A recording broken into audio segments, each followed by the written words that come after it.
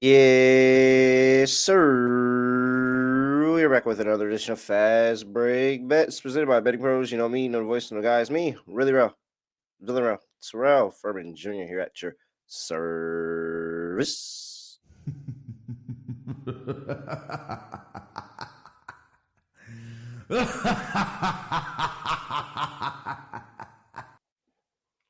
I know I haven't talked about traders in a minute for those my competition reality folks. Very, very good episode tonight. Very, very good episode tonight. It's rather early. I'm not gonna talk about it. Maybe we'll have that discussion on Monday. Very good episode tonight. Very much. Traders, one of the best competition reality shows out there. It got my mind off of the stinker that the Grizzlies had here today. They were not able to go out there get the win. Weren't able to cover the 2.5. Ja didn't have a good day. It is what it is. It happens, and sometimes you get those bad days with the Grizzlies. But with that, there's always a chance for a bounce back, and you bounce back really, really well more often than not with the Minnesota.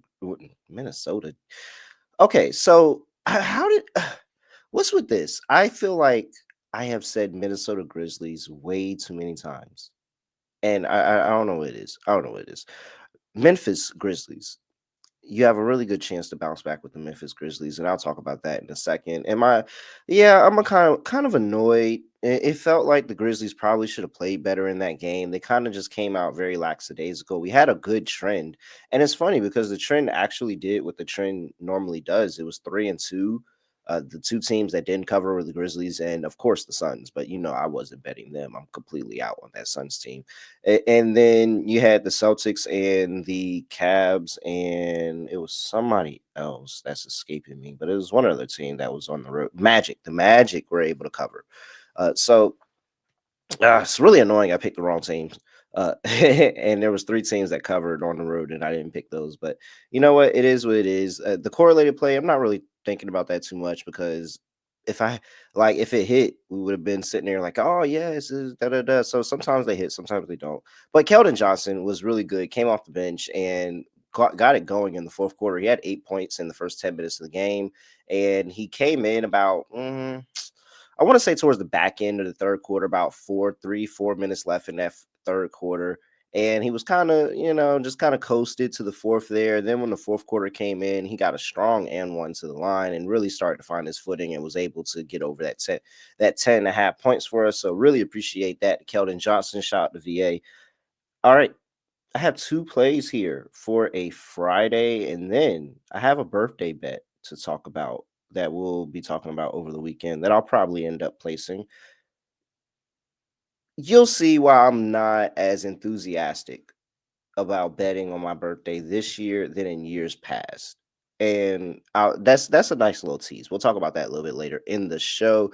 But first, let me just go ahead and talk to you about the first play because you see the Grizzlies on the screen right here as a loss. Well, guess what? I'm going right back to them. I'm sorry, guys, but it's really, really hard not to take the Memphis Grizzlies in this spot. This is a very, very good spot for them. Yeah, Memphis Grizzlies coming off of a loss on the road going to play the Orlando Magic. They're laying 2.5 again here. And the play is you take Memphis off of a loss. I mean, you really, really don't question it. You look at the Memphis Grizzlies, and coming off a loss this season, they are 14-4 straight up, 14-4 ATS. That is 78% straight up and against the spread. Are the Memphis Grizzlies? Almost said Minnesota again. Oh my god, I don't know what's going on with that. But here we are once again. Almost, you have them coming off of a loss. 78% are they ATS against the spread and straight up. So that's one thing going for them. You look at how they do on the second leg of a back to back. They're also very, very good on the second leg of a back to back. 7-2 straight up and ATS are the Memphis Grizzlies this season when they're coming off of the second leg of a back to back. And that's in the first half, and that's for the full game. So I do like Memphis here for the full game and also the first half because if you look at the numbers for the Orlando Magic, and this is just something that if you've been paying attention to, you kind of notice, but like the Orlando Magic really aren't that good, and this has been the second year I want to say under Jamal Mosley that they haven't really been that good on the second leg of a back-to-back here. You look at the Magic, and they're not good early in the game, and they're really not that good at the end of the game either. They are 4-5 ATS and straight up on the second leg of a back-to-back here. But if you look in the first half, they're 3-6 ATS in the first half on the second leg of a back-to-back, and they are 2-5-2 on the straight up line on the second leg of a back-to-back in the first half. They have not been that good at all in terms of coming back in that second game and being able to compete.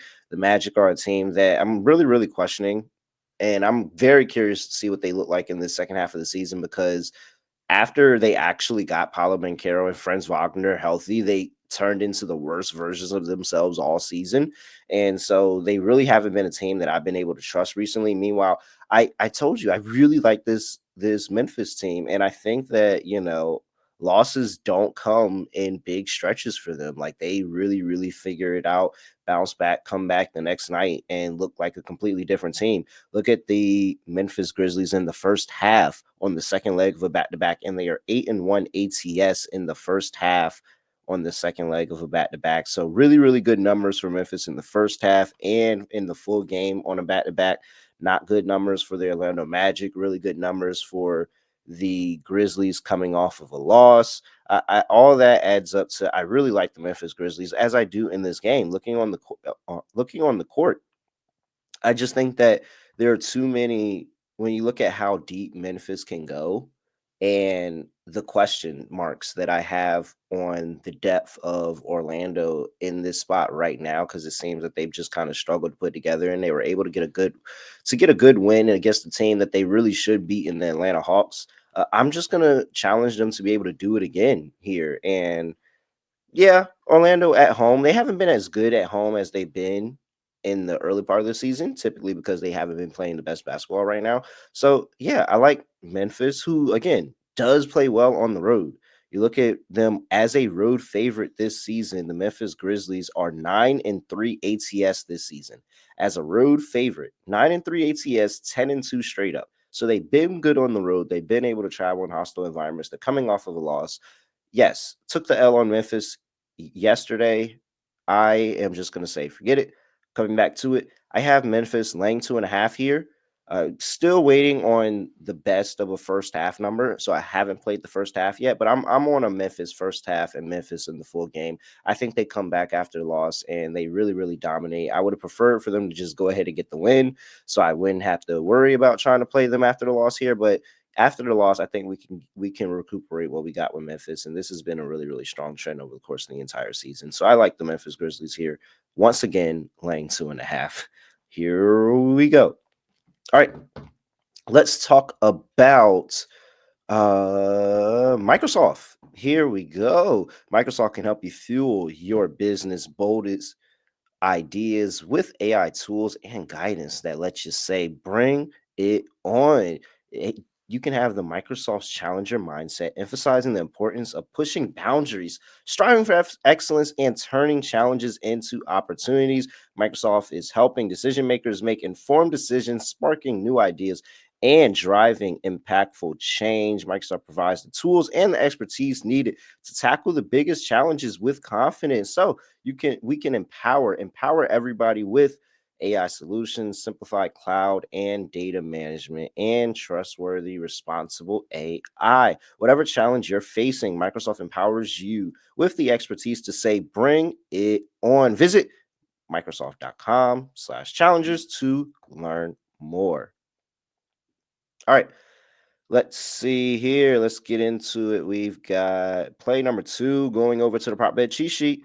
We got a 5-star play on Damian Lillard here, over 24.5 points here in this game against the Washington Wizards on the road here. Second leg of a back-to-back where Dame's actually been really, really good. In fact, to this line, Dame is 5-2 this season on the second leg of a back-to-back. So very good numbers for Dame dollars there. The prop bet cheat sheet has him projected for 27.8 points here. 66% cover probability. He's been really, really good to this number. 9 of his last 15 games, he's gone over.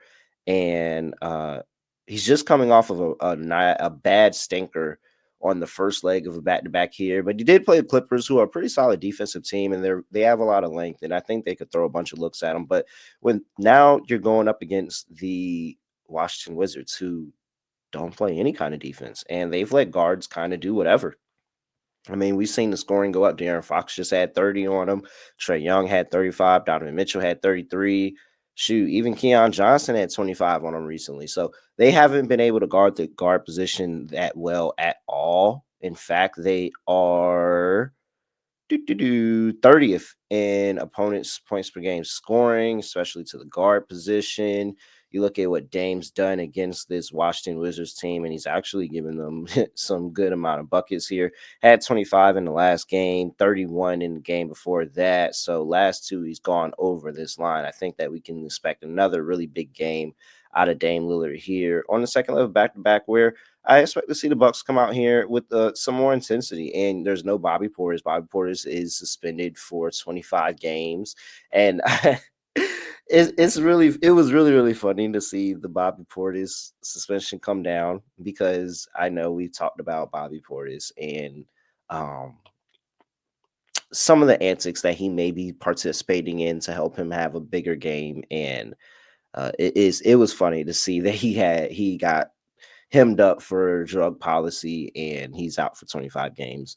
But I think that also means that there's a lot more pressure on the starting five for the Milwaukee Bucks every single night to go out there and make sure they perform, because Bobby Portis was a really good relief for them coming off of the bench and being able to add some additional scoring. So I expect to see Dame here in the second leg of a back-to-back, where he had a stinker in the first game, to really be aggressive and go find his shot and just find some rhythm and have a really good game here. So I got Dame Lillard to go over 24.5 points here. That is play a number 2. Now, real quick, let's talk about the birthday play, because my birthday is Sunday, February 23rd. And I, as you probably know, and if you don't know, you should know, am a narrative bettor. So I love betting players on their birthdays. So there was one year that I was sitting there, I was like, I wonder who all shares a birthday with me. Because I think at that point, I already knew that I shared a birthday with D'Angelo Russell. So me and D'Angelo Russell were born on the exact same day, the exact same year. Very, very funny stuff. However, I was also born on the same day as Andrew Wiggins, Jamal Murray, and now Donovan Clingan. Apparently, didn't even know that, but welcome to the club. So on February 23rd, myself, Andrew Wiggins, D'Angelo Russell, Jamal Murray, and Donovan Clingan were born. Now, most years I get Andrew Wiggins, Jamal Murray, D'Lo all playing on the same game, and I have some type of birthday parlay going just in case, I get get really, really lucky on my birthday. But I don't have those players playing on our birthday this year, which is crazy. The only person that's playing is Andrew Wiggins with the Miami Heat, and he's going up against the Milwaukee Bucks, which actually is really interesting, because the Miami Heat sneakily are very, very competitive against the Bucks when they want to be. So I will more than likely have a play on Andrew Wiggins on Sunday and just say that, hey, we're going to take the birthday boy on his birthday playing the Milwaukee Bucks, and hopefully we get some type of big game, especially because it's early on in his career as a Miami Heat. So maybe there's like the Bucks haven't caught on and he has a bigger game than expected. So that would be good. Unfortunately, if you would like to play the birthday angle the day before with Klingon, he plays late, 10 p.m. the day before. You got Jamal Murray plays against the Lakers the day before. You got D'Lo even playing. Oh my gosh, why are these guys not playing on Sunday? All right, so I guess if you want to play day before birthday angle, then you can do that with those guys. But I'm not really a day before birthday angle. I prefer the player playing on their actual birthday and betting them like that. But if you want to go and take the angle and do that, then sure you can. Those are a couple plays for you this weekend. But I just wanted to add that little food for thought, because I thought it was crazy that many active players shared a birthday with me, and I wanted to share that because every year I do end up betting those players on my birthday, and sometimes it's going well and other times it hasn't, but there's going to be a time where all of those players are going to have a crazy day on my birthday, and I'm going to cash some crazy type of birthday parlay and then have a really, really good birthday that year. So just passing on food for thought it was really funny, and I think it's also hilarious how I detest Jamal Murray and we share a birthday. So, all right. that is it. Let's get back to the 2 plays that I gave out to you. Grizzlies once again laying 2.5. And the Dame Lillard to go over 24.5 points. Those are the 2 plays for fast break bets today. All right. Make sure that you take the last day and go ahead and get into that jersey contest for Alonzo Mourning. Shout out Pristine Auction. And you can subscribe to the Betting Pros YouTube channel, comment on your fast break bets video. This is the last day to be able to do that and have a chance to win that Alonzo Mourning signed jersey. All right. I'm at really real __. And make sure you give me a follow at Betting Pros on X and TikTok, at Betting Pros NFL on Instagram, and youtube.com/Betting Pros.